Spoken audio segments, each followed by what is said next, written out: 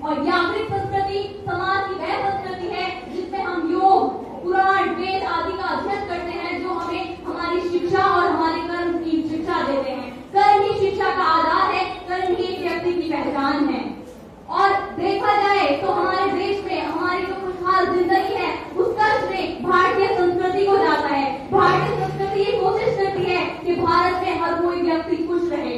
यहाँ अनेकता में एकता के सूत्र में पूरे भारतवर्ष को पिरोया जाता है कि पूर्व से लेकर पश्चिम तक, पश्चिम से कन्याकुमारी तक, और हर जगह देखो तो भारतीय संस्कृति नजर आती है। हमारी भारतीय संस्कृति वास्तव में बहुत अच्छी है। यहाँ हिंदू, मुस्लिम, सिख, ईसाई आपस में है भाई भाई का नारा लगाते हुए सभी धर्मों के अनुयायी रहते हैं कि भाग्यशाली है वो जिन्होंने लिया है इस पवित्र धरती पर जन्म, भाग्यशाली है वो जिन्होंने लिया है इस पवित्र धरती पर जन्म।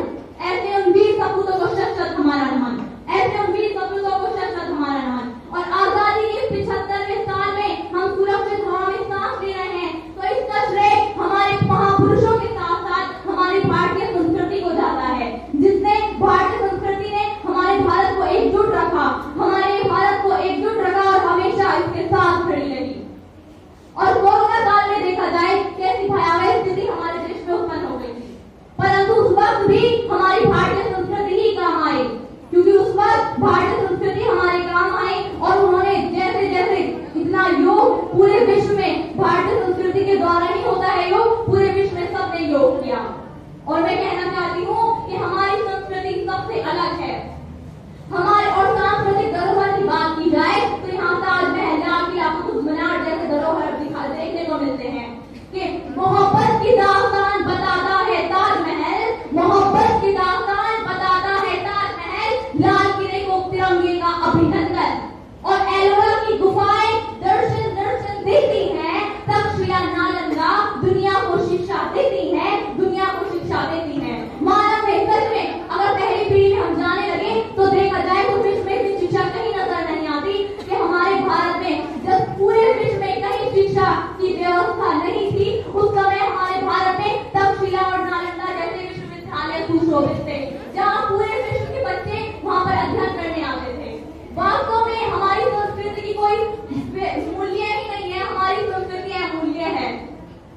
और देखा जाए तो मैं कहना चाहूंगी, हाँ, स्त्री, हमारे देश में स्त्री को पहले से ही पूजा जाता है कि मनुस्मृति में लिखा गया है कि यत्र नार्यस्तु पूज्यन्ते रमन्ते तत्र देवता, अर्थात जिस घर में नारी की पूजा होती है उस घर में भगवान का वास होता है।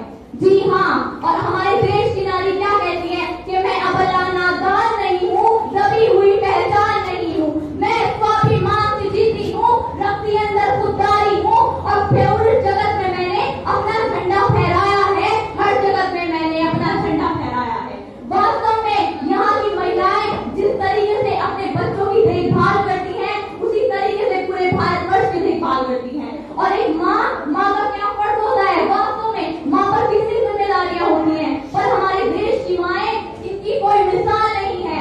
अगर मैं दूसरे देशों में देखती हूँ तो वहाँ सिर्फ माएं अपने बच्चों को जन्म देती हैं और उन्हें पालने के लिए कहीं और दे देती हैं, लेकिन हमारे भारत में देखा जाए तो यहाँ की महिलाएं बाहर का काम भी करती हैं और अपने बच्चों की परवरिश भी करती हैं। और परवरिश भी ऐसे नहीं करती, उन्हें बचपन से ही अपने देश के प्रति जज्बे को पैदा करती हैं। तभी तो एक छोटे से बच्चे में अपने देश के प्रति जज्बा, उमंग रहती है। वास्तव में ये हमें कहीं देखने को नहीं मिलता है।